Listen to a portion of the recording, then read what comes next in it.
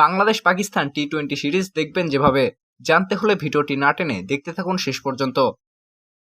আগামীকাল বুধবার থেকে মাঠে করতে যাচ্ছে বাংলাদেশ ও পাকিস্তানের মধ্যকার 3 ম্যাচের টি-20 সিরিজ। মঙ্গলবার 27 মে এই সিরিজের অফিসিয়াল ব্রডকাস্টের নাম ঘোষণা করেছে পাকিস্তান ক্রিকেট বোর্ড। 3 ম্যাচের এই সিরিজটি বাংলাদেশের দর্শকরা বেসরকারি চ্যানেল টি স্পোর্টসে সরাসরি উপভোগ করতে পারবেন। এছাড়া ট্যাপম্যাটের মাধ্যমে অনলাইনের ম্যাচগুলো দেখতে পারবেন দেশের ক্রিকেট প্রেমীরা।